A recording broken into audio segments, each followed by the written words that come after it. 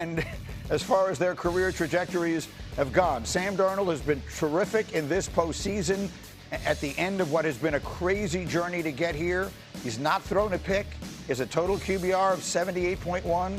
He had the 3 touchdowns in the NFC Championship game and a spectacular performance, one of the genuinely outstanding performances, which has led many people to ask the question, has Sam Darnold silenced his critics? Dan Graziano, what do we say to that? You'd have to ask them. I mean, that's like to me, it's like, what were the critics saying? Were they saying Sam Darnold can never get his team to a Super Bowl? Then yes, they can't say that anymore. Yeah. Were the critics saying, well, the first 5 years of his career didn't go well, and the last couple of games of last year, he melted down? Those are facts. That's all true. So I think the Sam Darnold story is less about his critics than it is about his career arc, his continued development, his determination to continue to get better in his late 20s, and the ability to thrive when the situation around him improved. Dominique, you look skeptical. Yeah, I mean, Dan's taking the fun out of this, man. Let Sam do a dance. Let him dunk on the critics. We can't pretend. So, yeah, you're right. The critics, what they were saying when they were saying it was accurate. But no one was going into this playoffs thinking that Sam Darnold was going to win the conference championship game touchdowns and having over 300 yards. He silenced some of the critics. Yeah, the critics had a lot of things to say when the second half of the season he was playing pretty terribly up into that San Francisco game where he played poorly. But then he came into the playoffs and dominated in the 49ers game and then dominated in this game. So, yeah, the critics, they kind of do have to shut up, at least for one more week, because Sam Darnold balled out. What do you think, Jeff? Yeah, I agree with Neek here. I think part of it is the type of, the bus conversation, right? And we had heard all that, right, in New York and then going to 5 teams.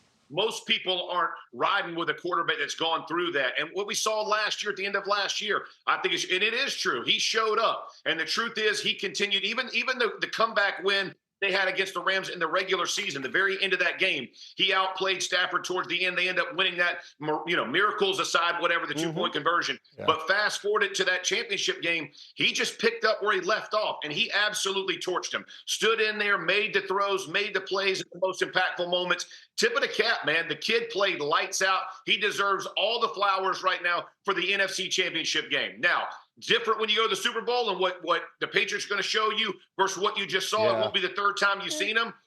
We can always criticize, but the kid showed up in the NFC Championship game in the biggest way and outplayed Stafford and that Rams football team. That was a remarkable effort on his part. He's on his 5th team, and he's playing in the Super Bowl. That says all that it needs to say. And it goes back to the conversation we just had surrounding Drake May. When your team trusts you. We heard from Ernest Jones, the middle linebacker, when they lost to this Rams team, and he threw 4 interceptions, and he talked about how much they loved and trusted their quarterback. We saw it on Sunday, why they trusted him the way they did with his performance. We have much more to say about Sam Darnold as this hour goes on. We're rolling today from parts all over, but we got the Mike McCarthy era in Pittsburgh you saw this weekend. What about Jackson Smith and Jigba? I can say the catch, you'll be like, well, which one? He was all over the place in this one. One-hand catches, routing guys up, getting open. He is an unbelievable wide receiver, and that's in a game where Puka Nacua was on the other side for the NFL. Look at that catch, just one hand needed, and then when no one covers him, I guarantee you he'll be able to score a touchdown. In the biggest of moments, he came up just huge. Graz, give me something awful that happened. To lead the Broncos to the upset. Broncos are going to kick themselves all offseason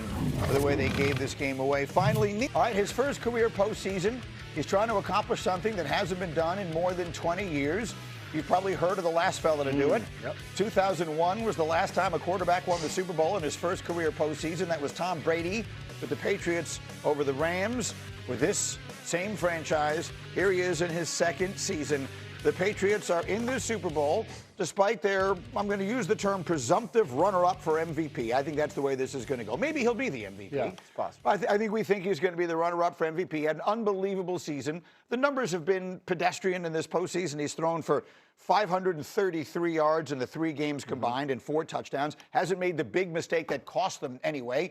So, Jeff, I guess the question is, what do we say about Drake May and this run that it feels is, again, no one is suggesting he's been carried to this point. He had a magnificent year. But through the playoffs, he hasn't done much. He hasn't needed to do much. What are we thinking about Drake May right now?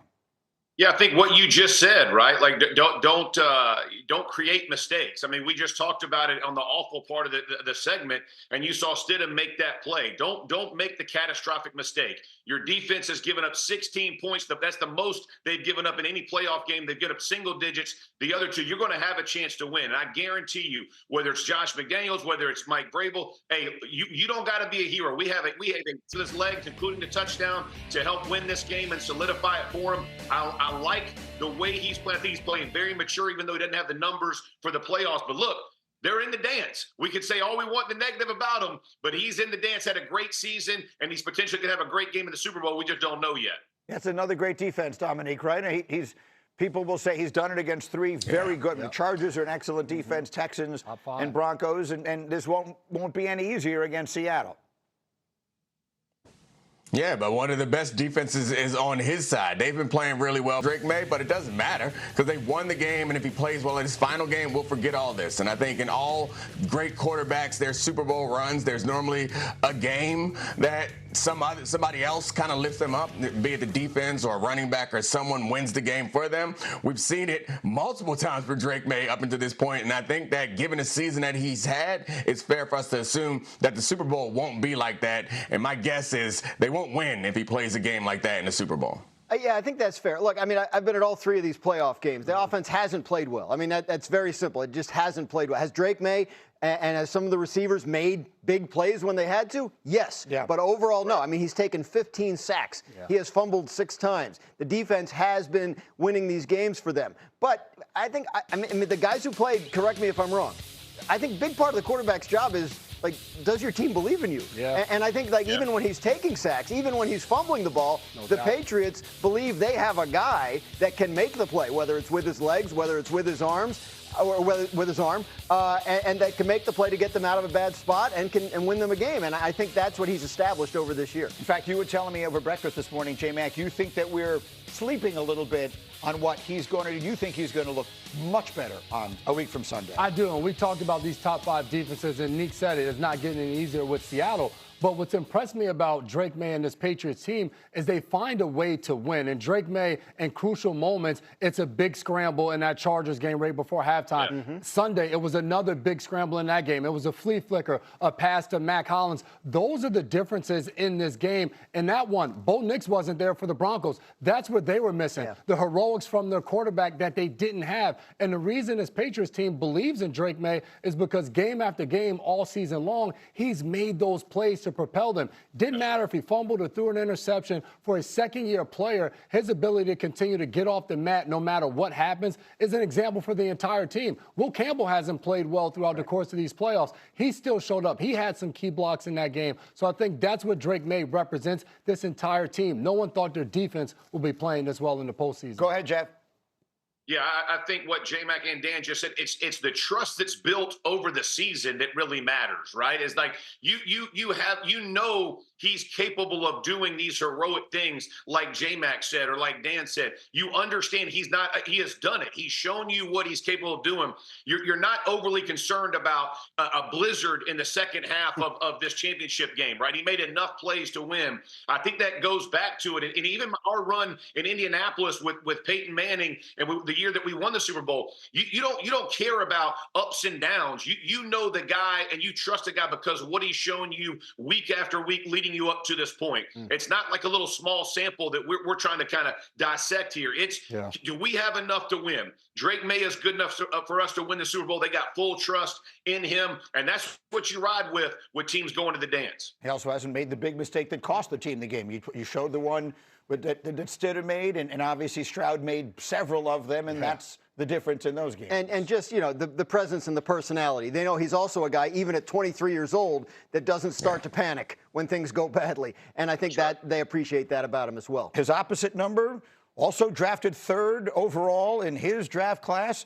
That's where the similarities end.